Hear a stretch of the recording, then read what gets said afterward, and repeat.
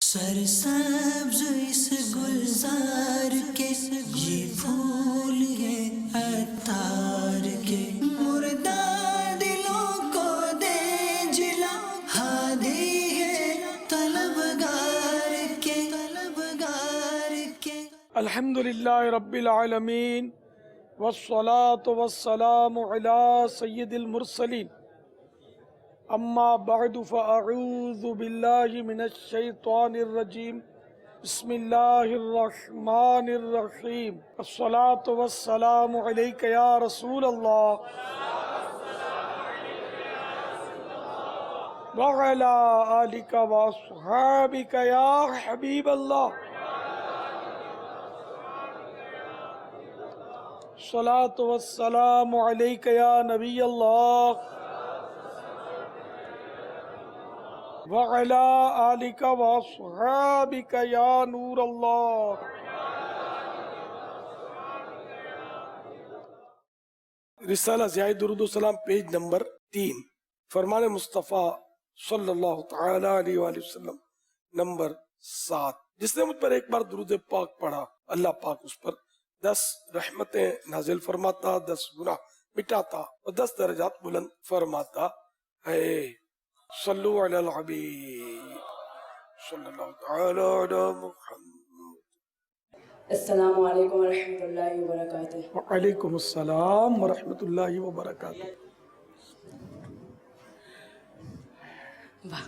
چپ ہو رہا ہے کہہ کہ میں کیا کیا کہوں تجھے۔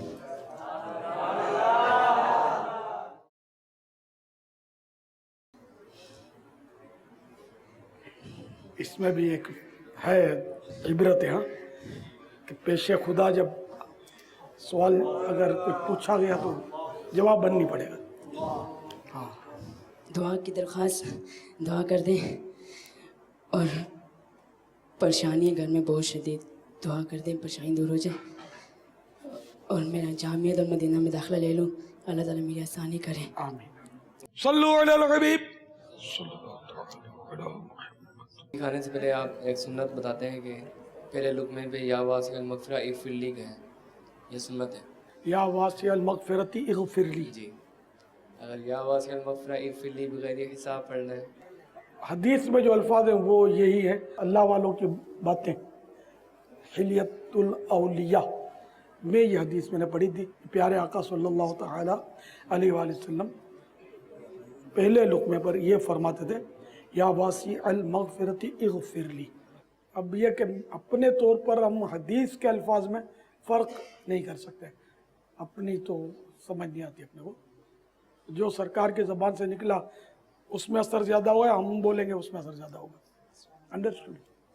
صلو علی الحبیب صلی اللہ علیہ وسلم۔ مبین طاری عمر 61 سال، الحمدللہ 3 سال سے اعتکاف کی صرف حاصل کر رہا ہوں آپ کے زیر سائے۔ انشاءاللہ اس سال بھی نیت ہے اللہ تعالیٰ زندگی ساتھ دے اور نوجوانوں کو بھی ساتھ دے، پروردگار ہر ایک ماہ کا اعتکاف کریں اور ان کو ہمت و قوت عطا فرمائے پروردگار عالم، آپ کا زیر سایہ سلامت رکھے۔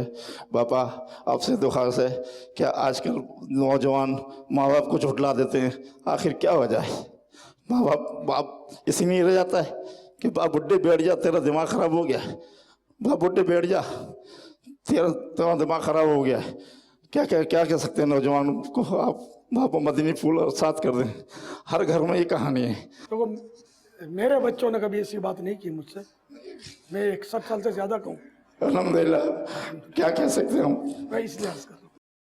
وہ عرض یہ کہ اول تو اولاد کو ایسا کہنا نہیں چاہیے، اولاد تو 100% غلط کر رہا ہے، اب یہ اولاد کیوں کہہ رہی ہے اس پر ماں باپ کو غور کرنا چاہیے۔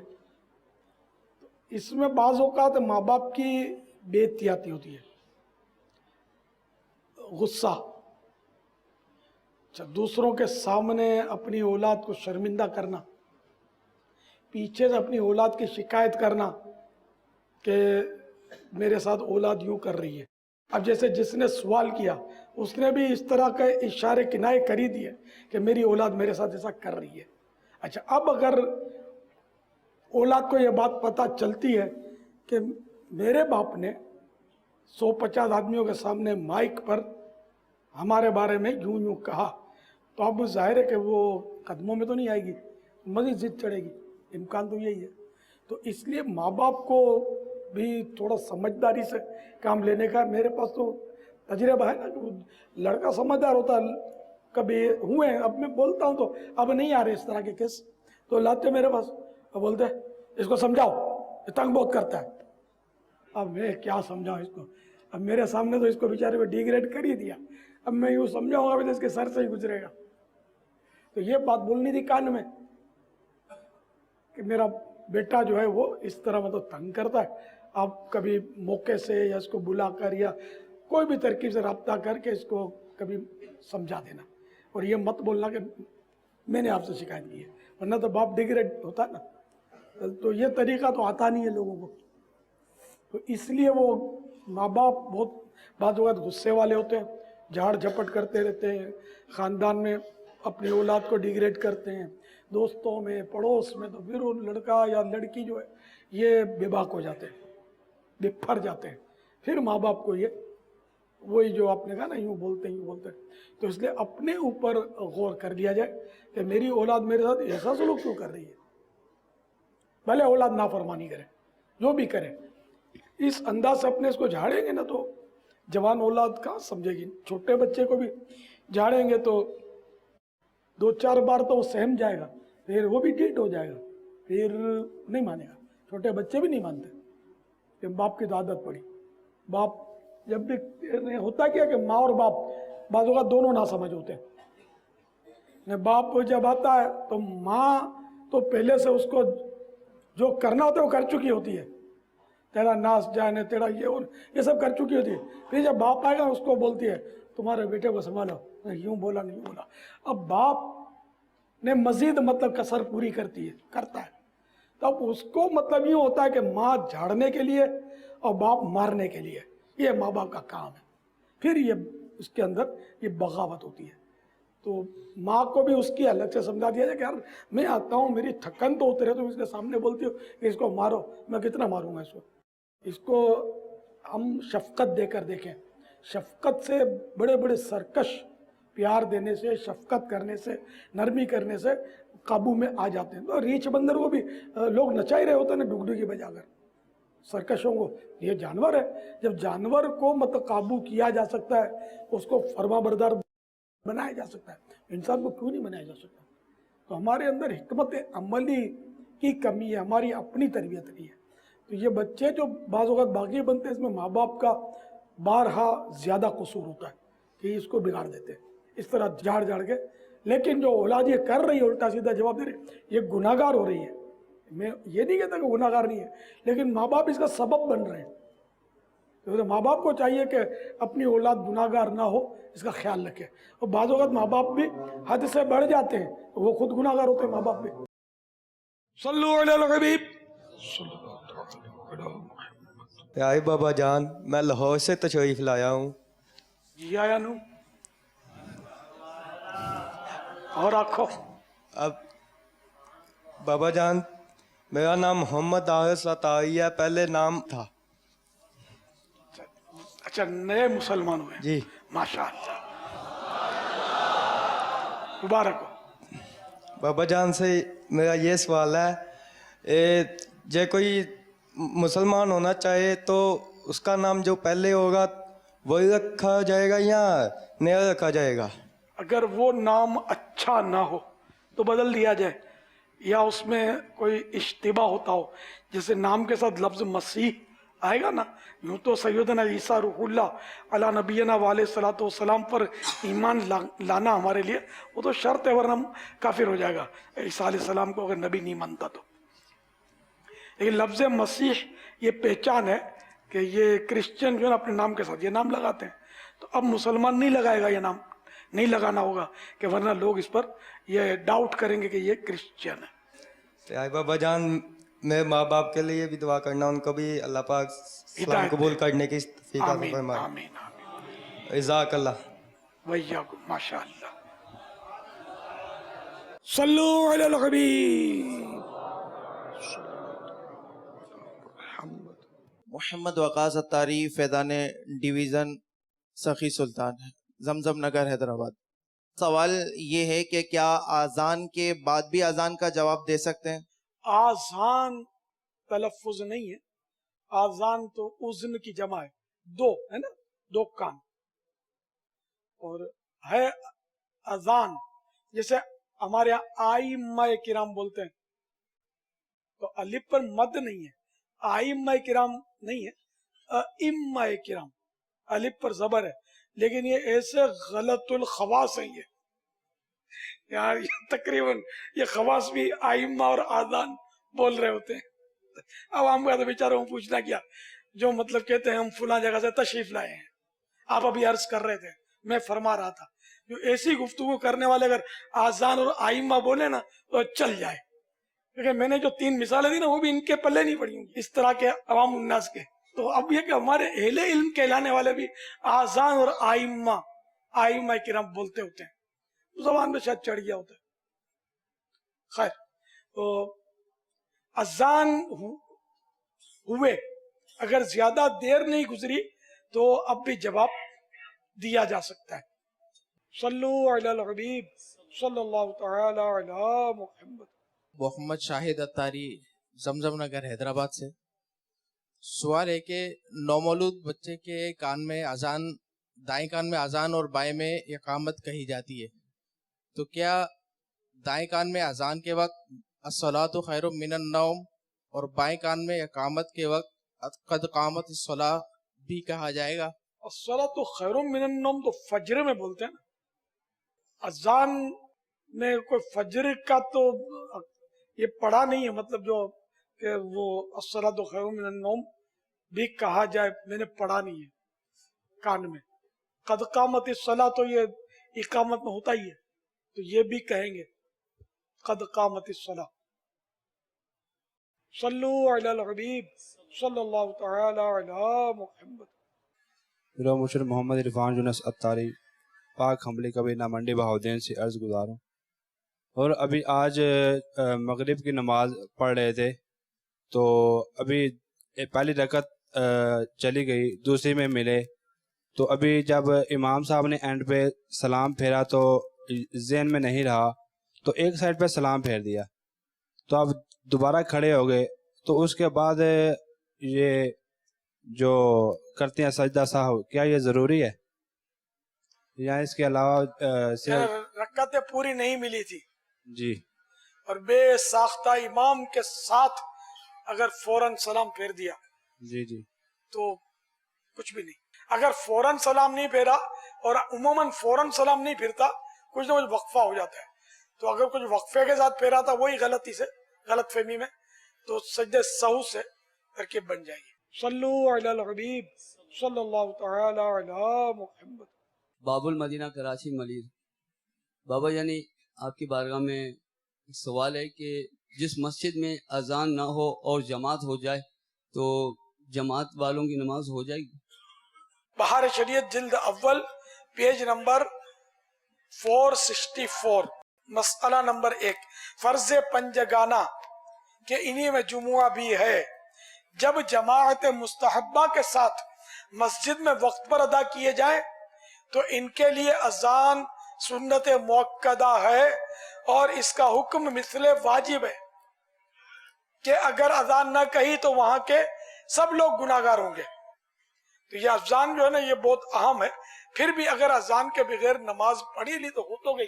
محسن رضا اتاری، میرا باپا کی بارگاہ میں سوال ہے کہ یہ اپنا فلیٹوں کے نیچے جو مسجد ہوتی ہے، یہ مسجد یعنی کہ صحیح ہے فلیٹ کے نیچے، کیونکہ اللہ کا گھر آسمان کی یعنی کہ کھلے آسمان کے نیچے بنانا صحیح ہے کیا، یا فلیٹوں کے نیچے بھی گھر آباد کرنا صحیح ہے؟ یہ کہاں ہے، کھلے آسمان کے نیچے یا کھلے آسمان کے نیچے چھت ہے؟ نہیں باپا، وہ اس لیے پوچھ رہے کہ کیونکہ اوپر موسیقی ہوتی ہے، گانے ہوتے ہیں، اور فلیٹوں کے تو اوپر اگر مسجد نہ ہو تو بھلے موسیقی ہو، گانے ہو، تو اپنی جگہ پر گناہ ہے۔ اصل مسجد کی نیت کرنے سے پہلے اگر اوپر کوئی عمارت بنا لیے تو وہ جائز ہے، جیسے امام کے حجرے، مؤذن کے حجرے، اگر مسجد کی نیت کر لی کہ بھئی یہ حصہ جیسے مسجد ہے کسی نیت کی، اگر وہ اس کا مالک اور نیت کرنے کا وہ اہل ہے. تو اب یہ عرش معلیٰ سے لے کر تحت الثری 7ویں زمین کے بھی نیچے تک یہ سب مسجد ہی ہے. اب اس میں یہ کوئی مکان فلیٹ اب نہیں بنا سکتا. تو یہ جو عمارتوں میں جو فلیٹوں میں ہوتی ہے نا، شاید مسجد بھی ہوتی ہے یا پتہ نہیں جائے نماز بناتے ہوں گے یا کوئی مسجد بناتا ہوگا.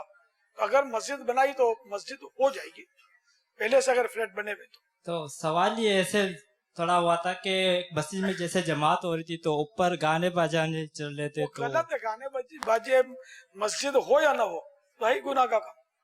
صلو علی الحبیب صلی اللہ تعالی علی محمد. ابو توصیف محمود علی اتاری، درجہ خامسہ، فیضان مدینہ بغداد.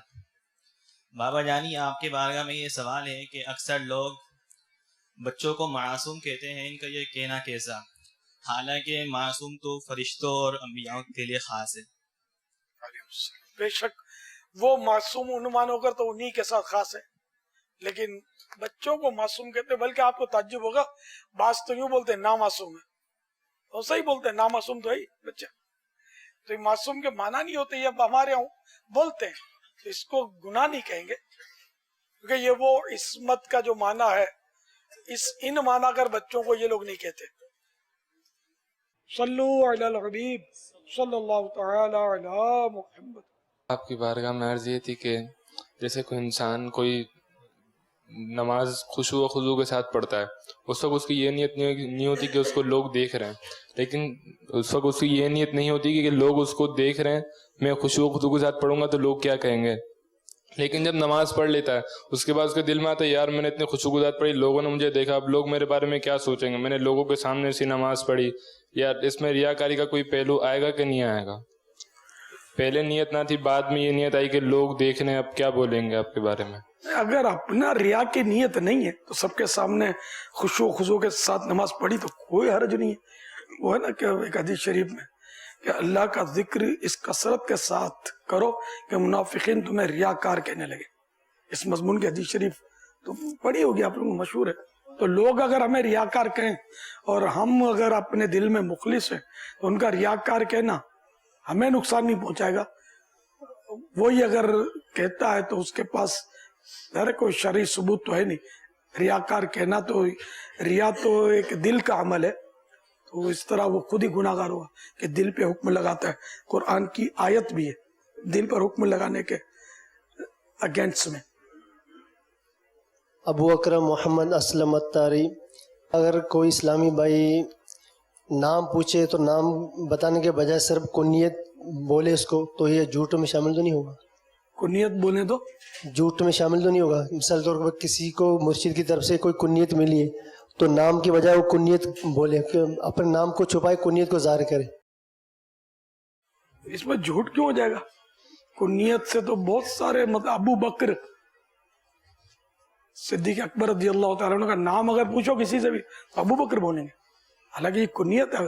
نام تو عبداللہ بن ابو قحافہ رضی اللہ تعالی عنہما. صلو علی الحبیب. پیارے مرشد کریم کی بارگاہ میں سوال عرض ہے کہ کچھ لوگوں کے درمیان میں یہ بات مشہور ہے کہ 7 سال یا 11 سال اگر مرید اپنے پیر صاحب سے نہ ملے تو بیعت ٹوٹ جاتی ہے، تو کیا یہ بات درست ہے؟ ایسا کچھ بھی نہیں ہے. 7 اور 11 والا پیر صاحب سے ملنا شرط نہیں ہے. زندگی بھر پیر صاحب سے نہیں ملا تب بھی مرید ہے. غوث پاک نے فرمایا قیامت تک کے اپنے مریدوں کے لیے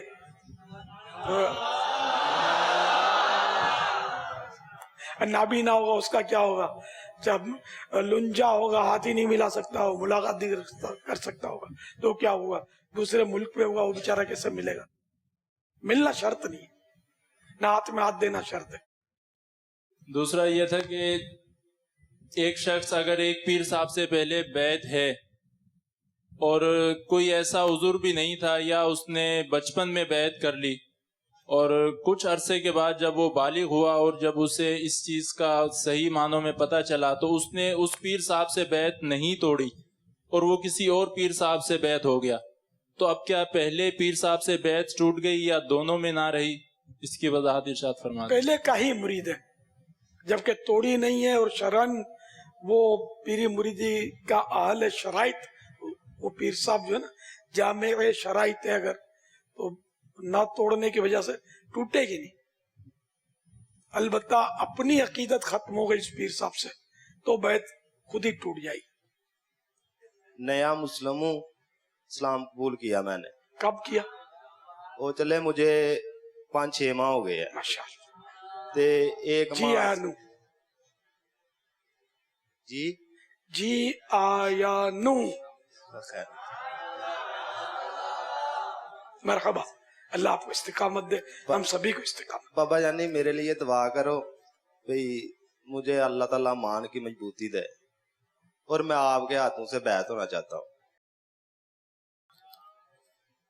अस्सलाम वालेकुम रहमतुल्लाह। सिलसिला आलिया कादरिया रज़विया में आपको दाखिल किया।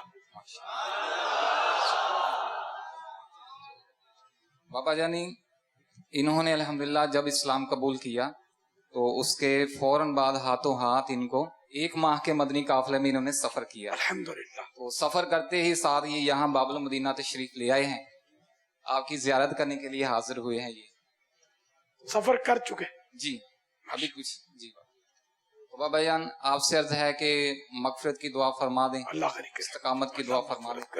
बेहिसाब बख्शे। मेरा ये सवाल है कि वो कौन सी चीज है जिसने आपको अल्लाह ताला के इतने करीब कर दिया? आपके पास वो कौन सी आंख है जिससे आपने ये देख लिया?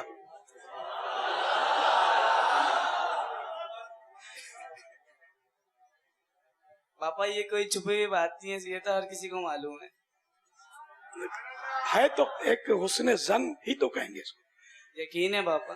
नहीं, ये यकीन नहीं, यकीन का लफ्ज बोलना जरा दुश्वार है। अंबिया किराम अलैहिस्सलाम यकीनन करीब है अल्लाह के। एक आम मुसलमान के बारे में हम यही कह सकते हैं हुस्न जन। ये जज्म कैसे करेंगे कि इल्म इलाही में हमारा हाल क्या किसी को नहीं पता, उसकी खुफिया तदबीर क्या है, डरते रहना चाहिए। ऐसा हो जाए कि हम अल्लाह ताला के मुकर्रब बंदे बन जाए। हम सभी को अल्लाह ताला अपना कुर्ब बख्शे। सल्लु अलल हबीब। या सैयदी, ये इरशाद फरमाइए कि आला हजरत के ज़माने में क्या कोई मुखालफत भी हुई है?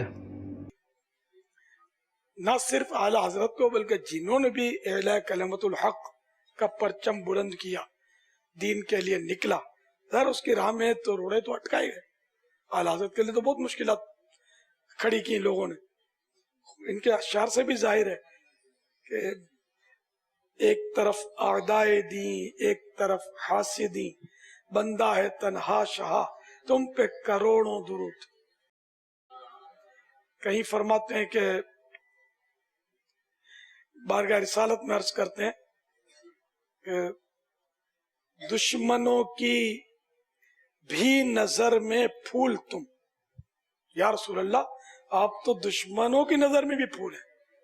दुश्मनों की भी नजर में फूल तुम, दोस्तों की भी नजर में खार हम। आपको तो दुश्मन की नजर में भी आप फूल हैं। हम तो इतने कमजोर हैं कि हम तो अपनों की नजर में भी कांटे की तरह है कि कांटा जैसे चुभता है। तो आला हज़रत को क्या पराए क्या अपने, हर तरफ से सताया गया, लेकिन ये अपने मौकिफ पर डटे रहे। यहाँ तक कि कोर्ट में भी इन्हें हाँ ले जाया गया। तो एक शेर मैं पूछता हूँ, उसकी भी तशरीह कर दीजिए आप। ऐ आह, ऐ आह मेरे दिल की लगी और न बुझती, क्यों तूने धुआं सीने सौजा से निकाला।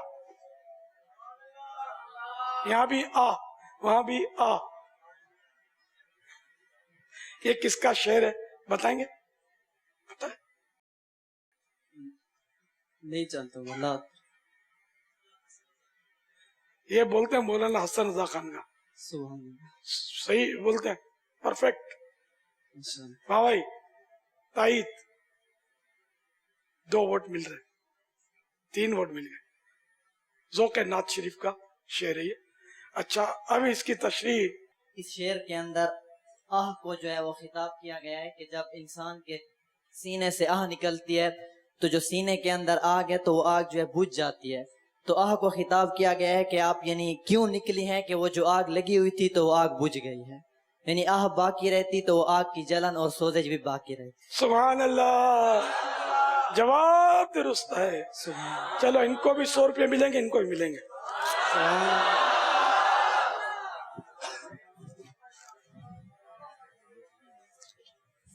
حاجی گری صلو علی الحبیب. سرسبز اس گلزار کے